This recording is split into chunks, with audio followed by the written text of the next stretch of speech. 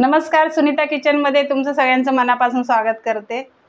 आज आपण बनवणार आहोत एकदम तांदळाच्या पिठाचा असा भन्नाट पदार्थ। माझ्या आईच्या हातची रेसिपी आहे। चला जी काय रेसिपी आहे तुम्हाला मी दाखवते। आता इथे मी तांदळाचं पीठ घेतलेले आहे।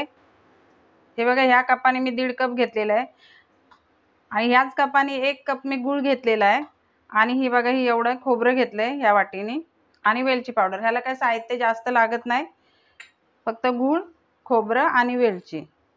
तर ही रेसिपी आहे ना, ती रेसिपी कोकणी पद्धतीची आहे, पारंपरिक रेसिपी आहे। तर आता आपण सुरुवात करूया रेसिपीला आणि व्हिडिओ तुम्ही शेवटपर्यंत बघा। ही माझ्या आईच्या हातची रेसिपी आहे आणि ही कोकणात पारंपरिक पद्धतीची रेसिपी आहे। याला साहित्य पण नाही जास्त लागत आणि गावाला कशी ही रेसिपी चुलीवरती बनवतात, आपल्या इथं काय चूल नाही, आपल्याला गॅसवरतीच करायला लागते। तर मी इथं कढई ठेवलेली आहे गरम करत, त्याच्यामध्ये मीठ टाकलेलं आहे। मीठ टाकून एक त्याच्या स्टँड टाकलाय आणि ते झाकून ठेवलंय गरम व्हायला।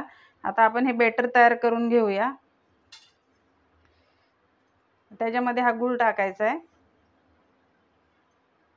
1.5 कप पीठ घेतलंय ना, त्याला ही 1 वाटी म्हणजे तो 1 कप गूळ भरपूर होतो आणि हे प्रमाण बरोबर आहे। तुमच्याकडे जर असा मापाचा कप नसला तरी तुम्ही एखाद्या वाटीन पण माप घेऊ शकता आणि करू शकता ही रेसिपी।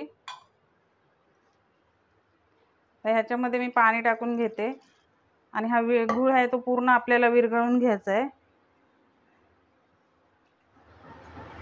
तर हे बघा, गूळ आणि पीठ मी असं एकजीव करून घेतलंय। आपल्याला बेटर एवढंच पाहिजे, पातळ। हे बघा, जास्त पण पातळ नाही करायचं आणि याच्यात मी काही सोडा वगैरे टाकलेला नाही, सोडा वगैरे नाही टाकायचा आपल्याला याच्यात। आणि ही वेलची पावडर टाकून घ्यायची आणि हे खोबरं, तर सुकं खोबरं घेतलेलं आहे मी। सुक्या खोबऱ्याने ना ह्या पदार्थाला खूप चव छान येते। तुम्ही जरी ओलं खोबरं घेतलं तरी पण चालेल, ओल्या नारळाचं। तर हे पण आपल्याला असं एकजीव करून घ्यायचं आहे। तर इथं मी या केकचं एक भांडं घेतलेलं आहे, त्याला असं तेल लावून घेतलंय आणि ह्या केकच्या भांड्यामध्ये आपल्याला टाकून घ्यायचं आहे, जसं आपण केक करतो ना त्याच पद्धतीने। तर हे बेटर आपल्याला ह्याच्यामध्ये टाकून घ्यायचं आहे। ह्याला आमच्याकडे भानवरी म्हणून म्हणतात, तुमच्याकडे काय म्हणतात ते मला कमेंट करून नक्की सांगा। असं थोडं प्रेस करून घ्यायचं आहे। आता इकडे आपली गरम झाले, हे बघा मस्त तापले। तर हे भांडं आपल्याला ह्याच्यात ठेवायचं अलगद। गावाला कसं चुलीवरती करतात आणि त्याला हे असतं, गौरी म्हणतात, शेणकुटे म्हणतात, त्या अशा वरती खालती ठेवतात आणि मस्त हे शिजून देतात।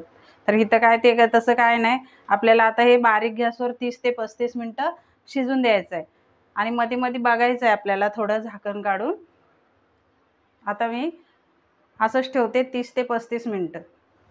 चला आपण बघूया, आपले आता झालेत 35 मिनटं। 35 मिनटं जरा जास्त झालेत, 5 मिनटं जास्त झालेत, पण बघूया शिजलंय काय। हे बघा, ह्याचा कलर चेंज झालाय आणि ते शिजलंय, हे बघा।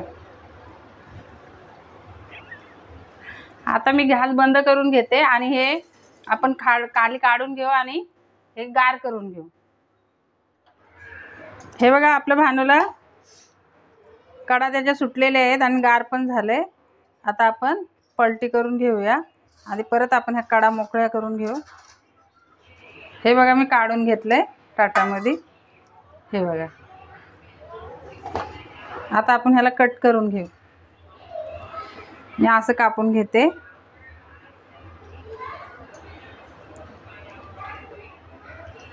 हे बघा, आपलं भांडूला कसं एकदम मऊसूत झालंय आणि आतून पण मस्त शिजले आणि ह्याच्यात आपण सोडा बिडा काही टाकलेला नाही, एकदम साध्या सोप्या पद्धतीने केलंय आणि जे आपल्या घरात उपलब्ध साहित्य त्याच्यामध्ये करून दाखवलंय मी। तर हे बघा, इथं आपले तांदळाच्या पिठाची भानवरी बनवून झालेली आहे। या तुम्ही पण खायला आणि आजची रेसिपी तुम्हाला कशी वाटली कमेंट करून मला नक्की सांगा। व्हिडिओ आवडला असेल तर व्हिडिओला लाईक करा, शेअर करा, चॅनलला सबस्क्राईब करा। पुन्हा भेटूया अशाच एखाद्या नवीन रेसिपीसह। व्हिडिओ बघितल्याबद्दल धन्यवाद।